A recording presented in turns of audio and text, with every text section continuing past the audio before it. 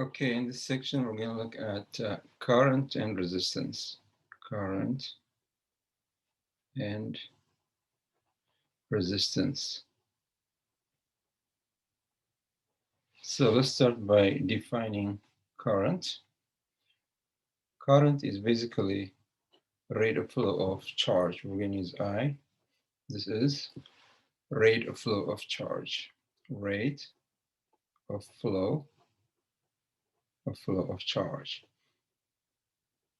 Or you can say it's amount of charge that crosses a cross-section per unit time. It is, or amount of charge that crosses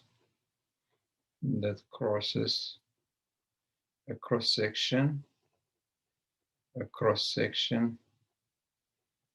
per unit time.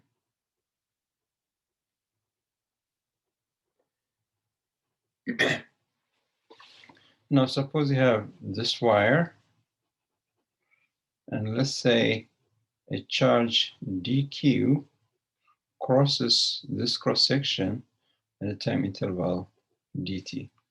Okay, and then the charge will be given by current equals dq by dt. Okay, so current is the rate of flow of charge with time. All right, and the unit of current, unit of I, as you can see from this formula, it's coulomb divided by second, and that's defined to be ampere, which is abbreviated by capital A. Okay, so current is rate of flow of charge, is the amount of charge that crosses a certain cross-section per unit time. And then we have another concept that we call current density. Current density, and we use J to represent it. Okay, current density is it's a vector quantity whose direction is the direction of the velocity of the charge carriers, which are assumed to be positive charges, and whose magnitude is the rate of flow of charge per a unit area. Okay, so this is a vector whose direction is the direction of motion of the positive charges,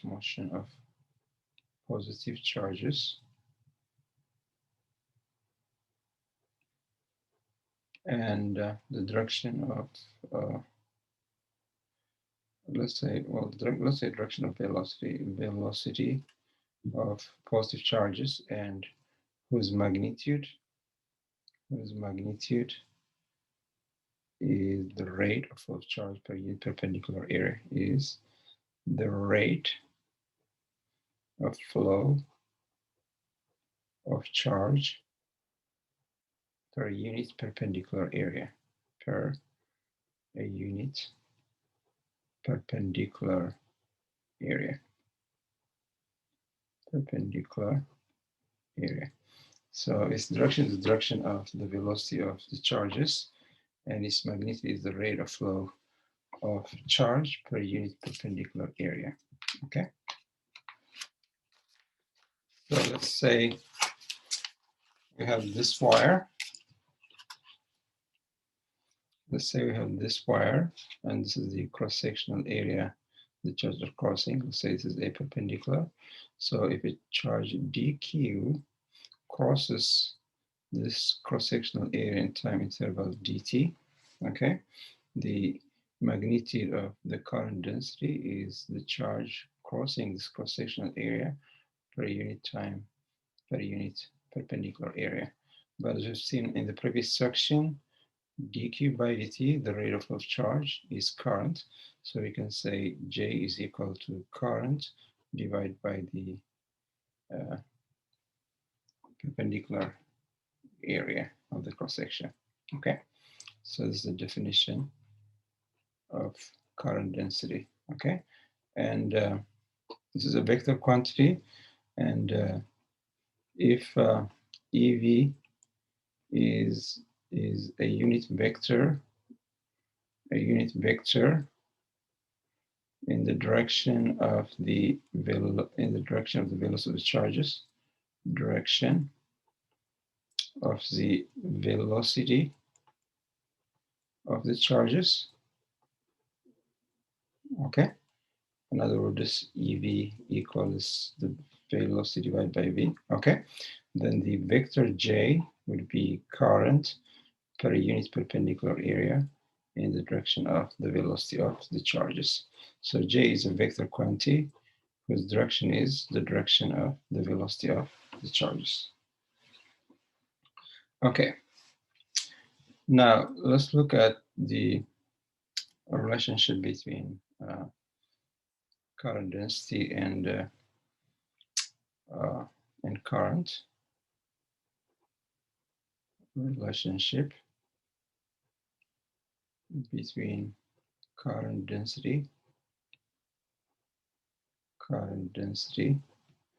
and current. Okay, let's say we have this cross section over here. Okay, let's say there's an angle of theta between the current density. Let's say this is J, and this is of course the direction of the area this way over here. Okay, if there's an angle theta over here, then A perpendicular is the magnitude of the area times the cosine of the angle theta. Okay, so we can say that the current, which is J times A perpendicular, also equals to the current density times the area times the cosine of theta. Okay, therefore it follows that current is actually the dot product between the current density and the area of the cross section, the current charge of crossing. Okay, so current is the dot product between the current density and the area of the cross section. Of course, this is if J is a constant and the surface flat, but if J is variable on the surface, if J is not a constant, then we apply this formula for a small area where we can assume J to be constant. Okay, so we say dA equals J dotted with dA, and the total area is calculated by calculating the surface integral of the current density over the area of the cross section. Okay, so this is the general formula for the current. Current is the flux of current density on the cross section, or the surface integral of the current density on the cross section. All right. Now we're going to look at drift velocity of the charges. Drift velocity of the charges. Okay. Now suppose we have this wire. Okay. It has a lot of particles, and these particles are always colliding with each other. Okay. So there's a random motion of these particles. They're always colliding with each other. But if there is no electric field, if there's no external force applied to this wire, the net velocity will be zero. Okay, if you add up all the velocities and divide the number of particles, you get zero velocity. Even though they're all moving in random motion, if there is no electric field or electric force acting on them, then the net velocity will be zero. But let's say apply a potential difference like this. Okay, what's going to happen is the potential difference will provide electric field. Okay, so because of this electric field, even though they are still colliding with each other, there will be a net velocity in the direction of the velocity if you assume the charge carriers are positively charged as is assumed conventionally. Okay, so there's an external field. Even though the molecules are still, the particles still colliding with each other, there will be a net velocity in the direction of the electric field. And that velocity is called drift velocity. Okay, so when there is no electric field. There is no electric field, even though the particles are always colliding with each other,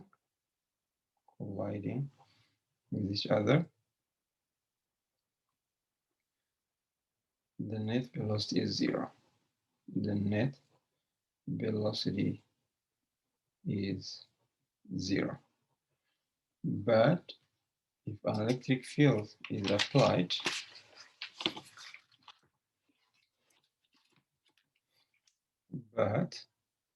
if electric field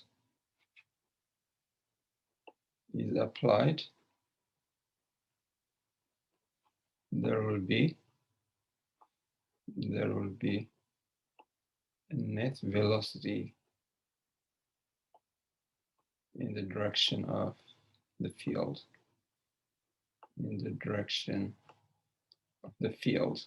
assuming the charge carriers are positive charges. Let me say assuming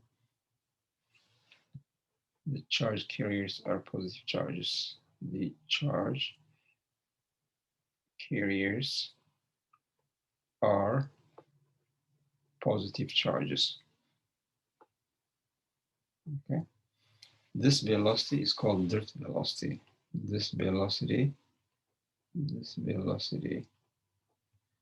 is called drift velocity. And we're going to use Vd to present it. Okay. So this velocity is actually a very, very small velocity. Even though the electric field travels with the speed of light, the actual charges are actually moving with a very, very small velocity. Now, let's find the relationship between current and this drift velocity, okay? Relationship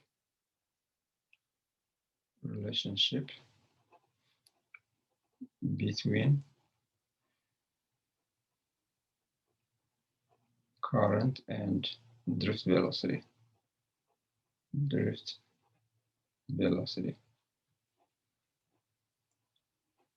Okay, suppose we have, let's say, charges crossing this cross-sectional area over here. This cross-sectional area is aperpendicular. Suppose in a time interval dt, all this charge over here cross this cross-sectional area in a time interval dt, okay? So let's say this interval over here is maybe, let's say, delta x, okay? And this charge over here cross this cross-section over here in time interval dt, okay? So this cross-section time interval dt. So by definition, the current is the amount of charge dq that crosses this cross-section area in a time interval dt. Okay, so what is dq? This charge, well, we can say is the density of the charges times the volume. Okay, density of the charges times the volume. This is density of charges, and this is the volume. Okay, now what's the volume? The volume is the cross-sectional area times the length of the cylinder, which is delta x. Okay, so we have the volume equals the area of the cross-section times delta x. Okay, so with that we can say that the current is dq, density times the volume. Maybe let's say delta v over here, delta v. So this would be aperpendicular times delta x, that's the charge, divided by dt. Okay, so but what is delta x by dt? This is the velocity of the particles, okay, and that is the drift velocity Vd. Okay, so we have a formula for the current. The current is the density of the charges times the drift velocity times the cross-sectional area. So the current is the density of the charges times the area of the cross-section of the velocities times the drift velocity. Okay. Now let's write the density in a different way. Let's say the charge of one charge carrier is Q. If there are n charges, and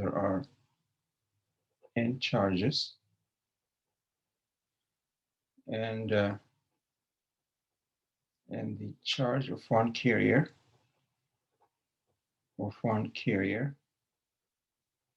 is Q. Okay. Now the density is charge divided by volume. Okay. So if there are n charges and the charge of one carrier is Q, then Q equals the number of charges times the charge of one carrier. Okay. So this becomes the total charge, number of charges times the charge of one carrier divided by volume. Okay, so this is number of charges divided by volume times the charge of one carrier. Now the expression N over V is denoted by N and is the concentration of charges. Concentration of charges. Okay, so that we can replace the density by the concentration of charges and the charge of one carrier. Okay, so if I replace this density with this expression over here, I get the current equals concentration times the charge of one carrier times the cross-sectional area and times the drift velocity. So this would be the formula for the current. Okay, how about J? Well, J is current divided by the perpendicular area. So that follows that this will be N Q times drift velocity. So we have formula for J. J is the concentration of charges times the charge of one carrier times the drift velocity. Okay. Now let's look at an example.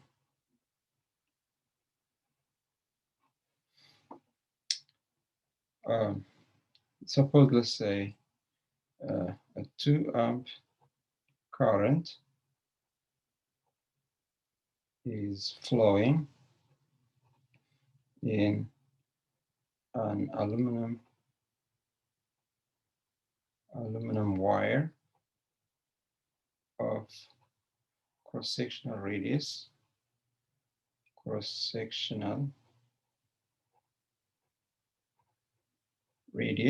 of 0.002 meters or 2 millimeters. Our goal is to calculate the drift velocity of the charge from this information. We have the current, we have the cross-sectional area. So from this information, we want to calculate the drift velocity of the. I'm sorry. So do you want me to start from the beginning or? No, that's fine for me. All right. Okay. So the gram molecular weight of aluminum is 27 grams. Okay. So for aluminum, this over here, the gram molecular weight for aluminum is 27 grams. Okay. Now the reason this is important is because 1 gram molecular weight of any substance contains the same number of molecules. Do you remember that number? Avogadro number, do you remember that number? Avogadro number. 1 gram molecular weight of any substance contains Avogadro number, which is 6.02 times 10 to the power of 23. Do you remember that number from chemistry? So the number of molecules in 1 gram molecular weight is 6.02 times 10 to the power of 23. But then for one atom, how many free electrons do you have for aluminum? The valence of aluminum is 3, right? So for one atom, you have 3 free electrons that can move, okay? So in 1 gram molecular weight, you're going to have 3 times Avogadro number. of electrons. Okay, so N is going to be 3 times Avogadro number. Okay, the number of electrons in 1 gram molecular weight. You've got this much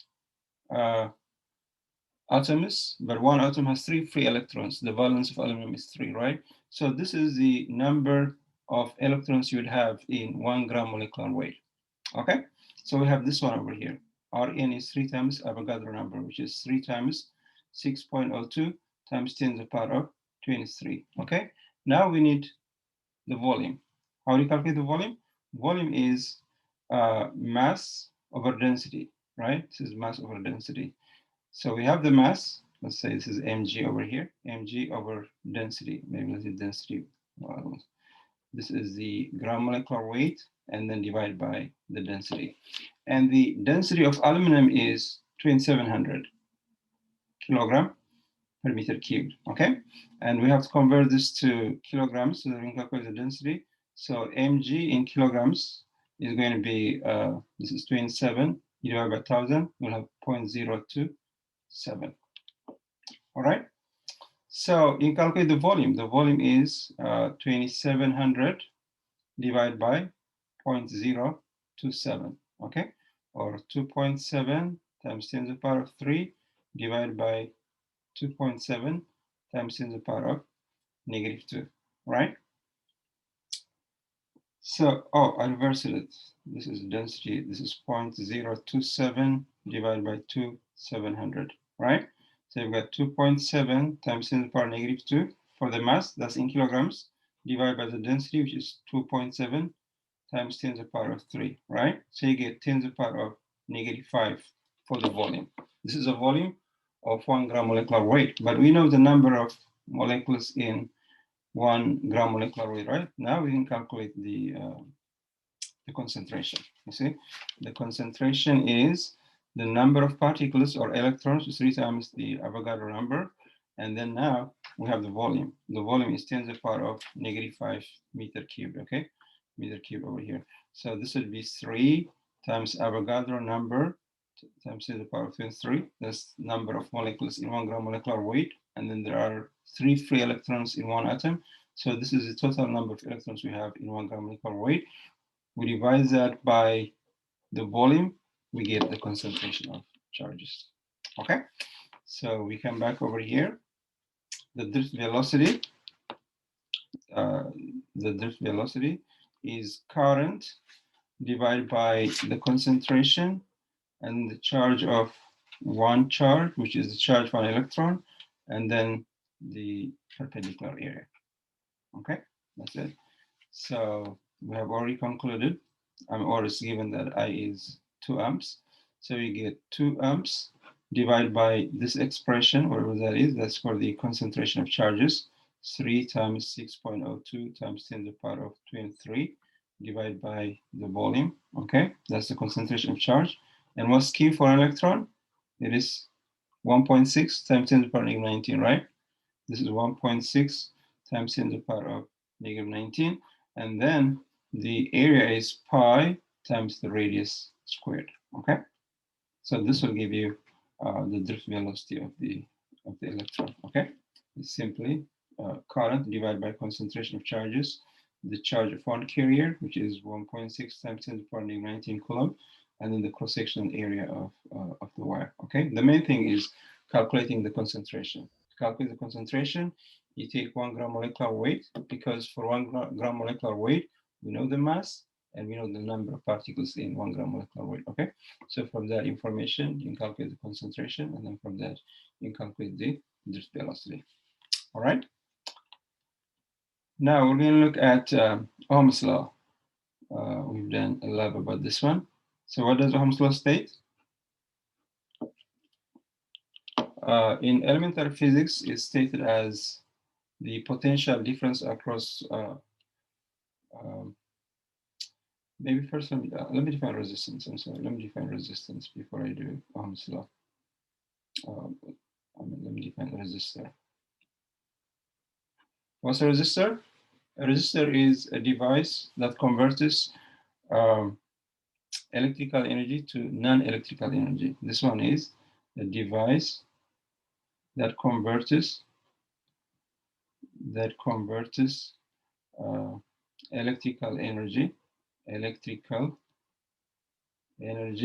to non-electrical energy. For example, if you take a heater, it converts electrical energy to heat energy. Okay, if you take example, a heater converts electrical to heat. Okay. If you take a light bulb, it converts electrical to light energy, and so on. Okay, so any device that converts electrical energy into something else is called a resistor. Okay.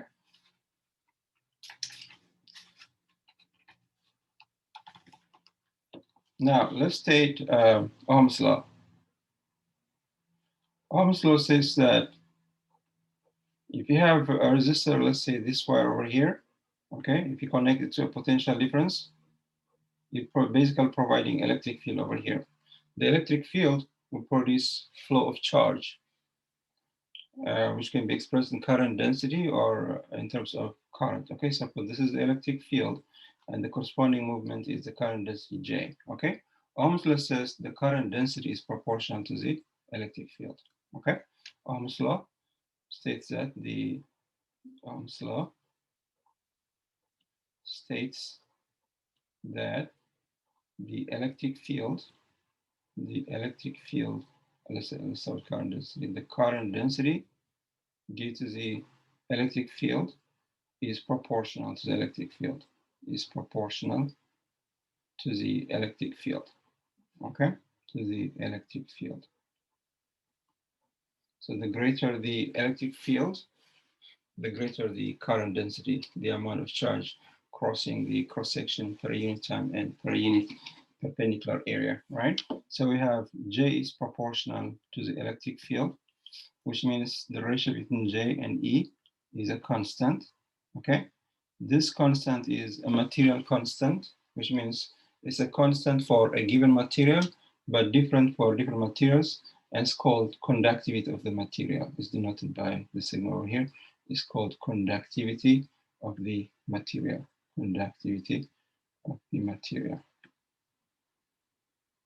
Okay, so we have the following formula. The current density is this constant that we call conductivity times electric field. Okay, so this is a statement of Ohm's law. The current density, rate of flow of charge per unit perpendicular area, is proportional to the electric field. Okay, but that's not the way we write it in elementary physics. So let's try to rewrite this one. The electric field, if you remember, is proportional to potential difference. You remember delta V equals E times D if the electric field is constant. So that tells you the electric field is proportional to delta V. Okay, so this one is proportional to delta V. How about J? You see current is J times A perpendicular, right? So that also tells you the current density is proportional to current. So it follows that the potential difference and the current are proportional. So another way of stating Ohm's law is the potential difference is proportional to the current. Another way of stating is the potential drop across, or the potential difference across the potential difference across a resistor is proportional to the current through resistor. Is proportional to the current through the resistor, Okay, so another way of stating Ohm's law is the potential difference is proportional to the current. Okay, so that means is the ratio between the potential difference and the current is a constant. What do you call this constant? It's called the resistance of the resistor. This constant is called the resistance of the resistor, and we can use R to represent it. Okay, so we have delta V over current equals to the resistance of the resistor. This is customly written as delta V equals current times resistance. Okay, so this is the mathematical statement of Ohm's law in terms of potential difference and current. Okay, so you provide a potential difference, let's say using a battery to a resistor. By the way, this is a symbol for resistor. Okay, they've got over here. So this will provide potential difference. The potential difference will produce current in the circuit, I, and this law says the potential difference is proportional to the current. If you double the potential difference, the current will double. If you triple the potential difference, the current will triple, and so on. Okay, so this is usually the way this law is written in elementary physics. Okay, potential difference is proportional to current, and the constant proportionality is called the resistance of the resistor. Now let's look at unit of resistance, unit of R. As you can see from this formula, the unit of potential difference is volts, and the unit of current is amps. Okay, this is called ohms, ohm, and is denoted by capital omega over here. Okay, so this is the unit of resistance of a resistor. All right. Now, resistors usually come in the form of wires. So let's look at the resistance of a wire. Resistance of a wire. Okay. So let's say we have this wire over here. Let's say this is the cross-sectional area A. Let's say this is the length L. Okay. Now, by definition, the resistance of this wire is potential difference divided by the current, right? Now, if the electric is constant, let's assume a constant electric field, the potential difference is electric field times the distance, the length in this case, okay? Potential difference is electric field times the distance, or L in this case, for a constant electric field, right? So this would be the electric field times the length. How about current? Current is current density times area, right? Do you remember that? Current is J times A. Okay.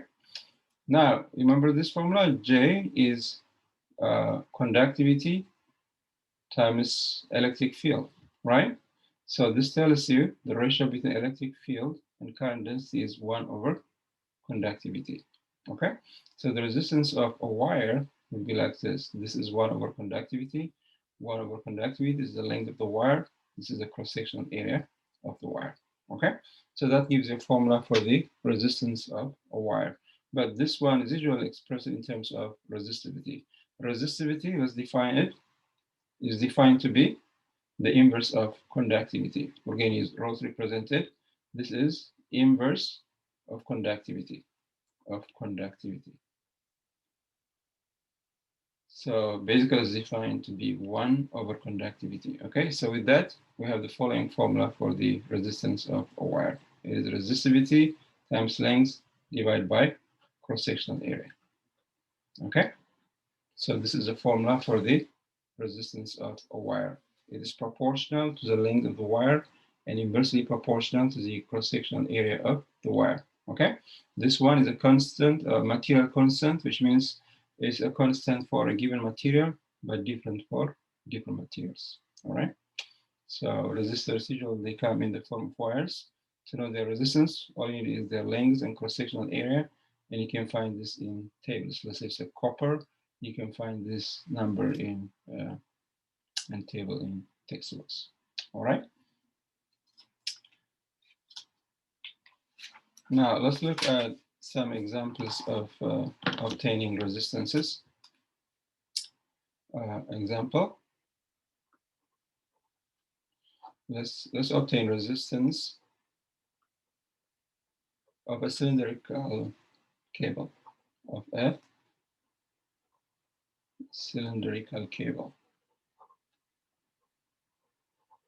where the current is flowing perpendicular to the axis of the cable. Okay, where the current is flowing perpendicular to the axis of the cylinder, okay? Axis of the cylinder. Okay, so we have the following situation. You have this cable, and then there's an inside one, and then this is a cable, so you have an inside one over here. I should have made this small. Anyway, so the current is flowing radially like this. Okay, so what we're going to do is you take a small shell over here, cylindrical shell, the shell over here like this. Let's say its size is dr perpendicular. So the dr perpendicular is going to be the length of this shell. We're taking a small shell inside, okay? So the dr perpendicular is going to be our L because that's the direction of the current. The current goes in the direction of the length. And then the area is going to be the area of this cylindrical shell, okay? So if this is R perpendicular over here, okay? So the area is 2 pi R perpendicular times the length, okay, of the cylinder. So you've got our area is going to be, you take 2 pi R perpendicular, the circumference, and you multiply it by the length of the cylinder, okay? So it's going to be our surface area. So with that, the resistance of the shell is going to be resistivity, the length of the shell in the direction of the current is this one, dr perpendicular over here, okay? And the surface area that the current is crossing is this one. You take the circumference and you multiply by the length, okay? So you simply get, you take the constants out, rho over 2 pi L, and then you've got dr perpendicular over r perpendicular, okay?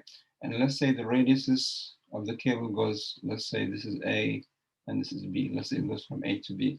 A for the inner cylinder and B for the outer cylinder. So the total resistance would be this integral. Resistivity divided by 2 pi, the length of the cylinder, and then the integral of dr perpendicular over r perpendicular going from A to B, okay? So that's simply, you've got this one, 2 pi, the length of the cylinder, and then this is nr perpendicular going from A to B, okay? Which can be ln B over A. So you get resistivity over 2 pi L, and then you have ln of B over A, okay? So in this case, the resistance will be given by this one. So what we're doing is the current is flowing perpendicular to this axis over here. So your length is in the direction of the current, okay? So first you obtain the resistance for small shell. The length of small shell is dr perpendicular, and surface area is this one, okay?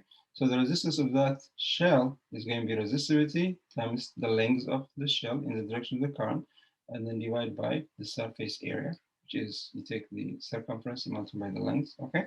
So that gives you the resistance of that small shell. To get the total resistance, you just integrate, okay? All right. Now we're going to look at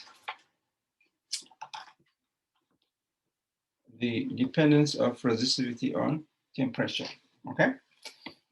This chapter is a very small chapter. We're not going to say very long. So let's say dependence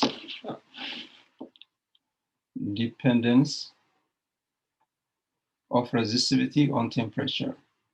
Resistivity on temperature.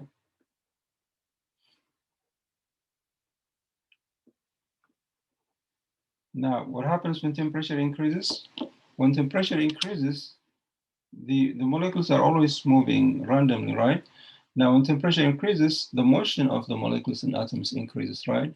So it becomes very difficult for electrons to cross as the temperature increases. The molecules and atoms will be moving vigorously. So the result, it becomes more and more difficult for the electrons to cross the resistor, okay? So we expect the resistivity to increase with temperature, okay?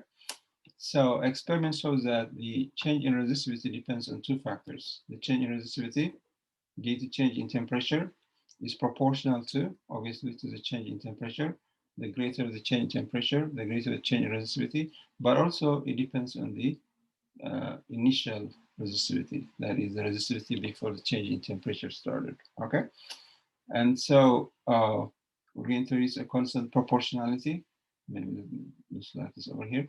The constant proportionality, which is the ratio between these two, is denoted by alpha, and it's called temperature coefficient of resistivity. Temperature coefficient of resistivity. Okay. So we have the following formula. The change in resistivity is alpha times initial resistivity times change in temperature. Okay. Or we can say final resistivity minus initial resistivity equals alpha rho naught times the change in temperature, T minus T naught. Okay. So if you're looking for a problem that relates changes, this formula might be useful. But sometimes you might be asked for the resistivity at particular temperature. Okay, so let's simplify that. Now, starting from here, if I take rho naught to the other side, I have resistivity equals initial resistivity plus alpha rho naught, and then change in temperature, like this. Okay, and then I can factor out the initial resistivity. I get the following formula: 1 plus alpha T minus T naught. Okay, so if you're looking for the resistivity at a particular temperature, this formula will be useful. Okay, so this is the resistivity at temperature T, and this one is the resistivity at temperature T naught. Okay, so if you're dealing with changes, it might be better to use this formula. But if you're looking for the resistivity at a particular temperature, you might want to use this formula. Okay. And next, let's look at dependence of resistance on temperature. Dependence of resistance on temperature. Now, resistivity and resistance are proportional. You remember this formula over here? The resistance for wire is resistivity times L divided by A. Okay, so the length and the cross-sectional area are constant, so that follows that the resistance is actually proportional to the resistivity, right? So that means the same proportions applies for the resistivity and the resistance. Okay, so the change in resistance due to change in temperature depends on two factors. It depends on the change in temperature and the initial resistance of the resistor. Okay, so you have the change in resistance due to change in temperature is proportional to the change in temperature, but also proportional to the resistance at the initial temperature. Okay, so that means this ratio is a constant, delta T. This is a constant, and that constant turns out to be the same constant for resistivity, which is alpha, temperature coefficient of resistivity. Okay, so with that, we get the formula: the change in resistance equals the temperature coefficient times initial resistance times change in temperature. Okay, so if you're dealing with changes, this formula might be easier to use. Okay, but if you're looking for the resistance at a particular temperature, then you might want to take the change R minus R naught equals alpha R naught delta T. Okay, you can put the T over if you want. So we take the initial resistance to the other side. We have R naught plus alpha R naught, and then this will be T minus T naught, change in temperature, right? And then you can factor out the initial resistance, that is 1 plus alpha T minus T naught. Okay, so if you're interested in the resistance at a particular temperature, you can use this formula. Okay, so that's how resistivity and resistance depend on temperature. The change in resistance is proportional to the change in temperature. Also, it depends on the resistance at the initial temperature. Okay, so with that proportionality, we get these two formulas for how resistance or resistivity depends on temperature. All right. Okay. Finally, we're going to talk about rate of dissipation of energy in a resistor. Okay, rate of dissipation, which is power. Okay, rate of dissipation of energy in a resistor. Rate of dissipation of energy in a resistor. This is basically power, right? You remember the definition of power from last semester? What is power? Power is Work done over a time. very good. It's rate of doing work. Okay, so we're going to use P for power, and that is rate of doing work. Rate of doing work. Okay, so if we're talking about average power, that will be work divided by time. Okay, but now we're talking about change in potential energy. What's the relationship between work and change in potential energy for conservative force like electric force? Work equals? The negative change in potential energy. Very good. Work is the negative of change in potential energy. So with that, we get power equals the negative of change in potential energy divided by the time taken. Okay? And we can write change in energy in terms of potential difference, right? So what's the formula relating change in potential energy and potential difference? Remember definition of potential difference? It is change in potential energy per unit time, right? That's the definition of delta V. Delta V is change in energy per unit charge, okay? So delta U is Q times delta V, okay? So you've got the power would be negative Q delta V divided by time, okay? What is charge over time? Rate of flow of charge is current, right?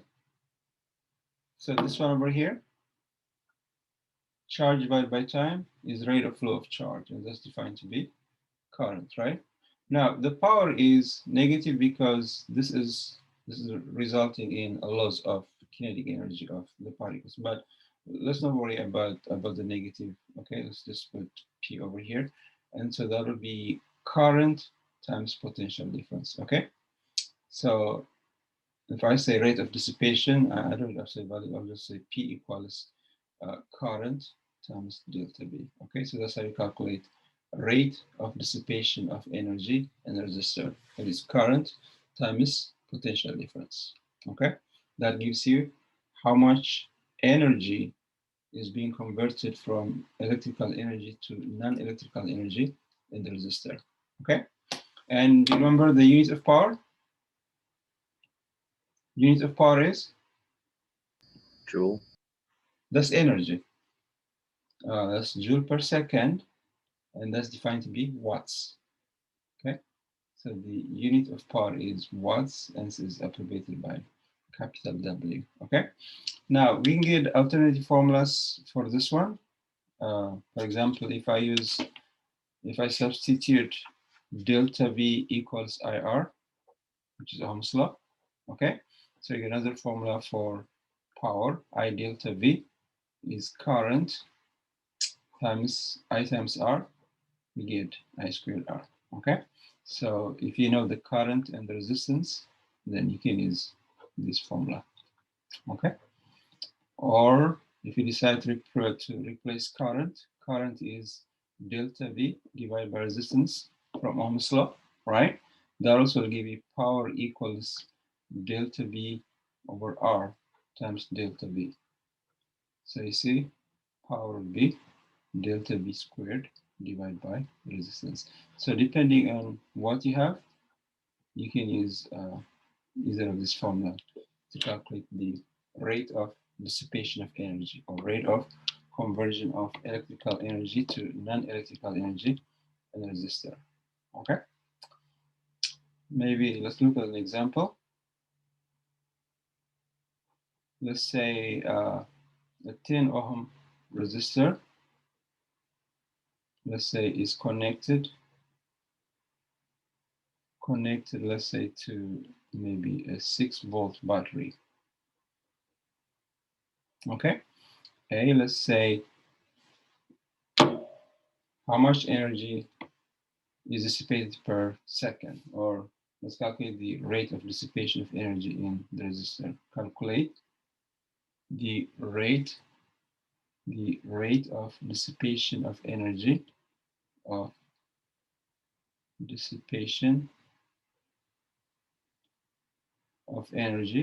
in the resistor. Okay, that's basically means power. All right. So what do we know? We have the resistance in this case. We know the resistance is 10 ohms. We know the potential difference is 6 volts, okay? So which formula is easier in this case? You see, this formula is easier because we know potential difference and resistance, all right?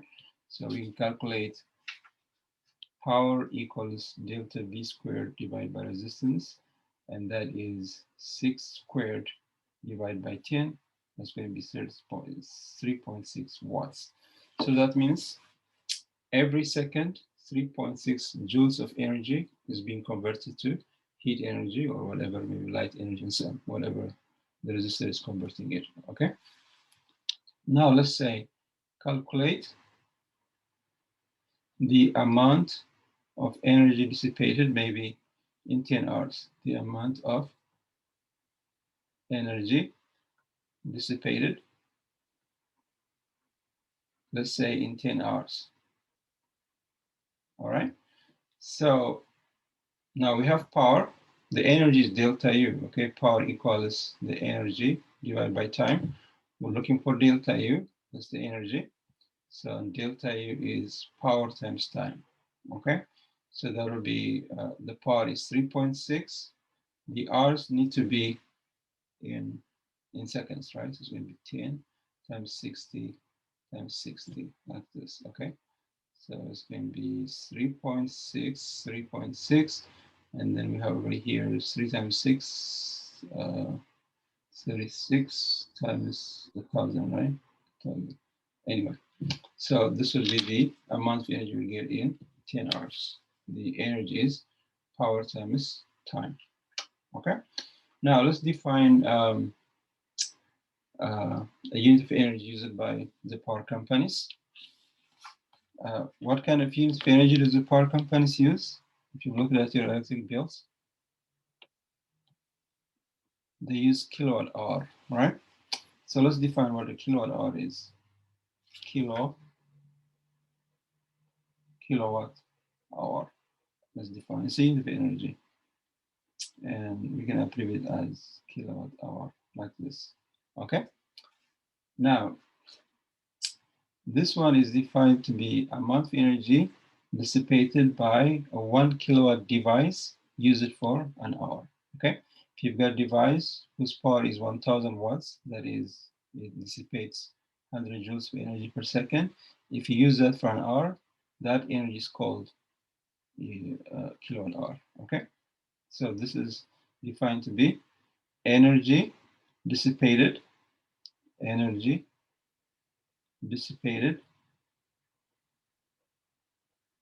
by a 1 kilowatt device used for an hour. Okay, so we can easily convert this to joules because we know the power is 1,000 watts. So the power for this device is 1,000 watts. That is what a kilowatt is. And the time used is 1 hour, or 60 times 60 seconds, right? So a kilowatt hour is simply the product of these two. You got the power, 1,000 watts, and then you got the time, 60 times 60 seconds, okay? That gives you 6 times 6 is 3.6, okay? 36, and then you got 10 to the power 5 joules, or we can write that as 3.6 times 10 to the power 5 joules. So 1 kilowatt hour is 3.56 million joules, okay? That is the energy dissipated when a 1 kilowatt device is used for an hour, okay? So as I told you, this chapter is a short chapter. That's it. Do you have any questions? No? Okay, then we're gonna work on the past quiz on this chapter next week. All right? Okay, I'll see you on Tuesday. Bye-bye. You see my hand? All right. Thank you, Professor. You're Have a good welcome. weekend. Thank you for helping me out with the computer. Oh yeah, of course. And don't forget to remove it because your phone won't rotate if you. Oh, I see. Okay. All right. It locks your screen on the direction kind of you want it. Oh, I see. So now it's locked in this position. Yes, Uh, yes. All You right. need to unlock it for if you want to, you know. Okay. If you want to change it. All right. Okay. Thank you. My pleasure. Have a great weekend, sir. Bye bye. Thank you. Bye bye. Let me see. Let's go.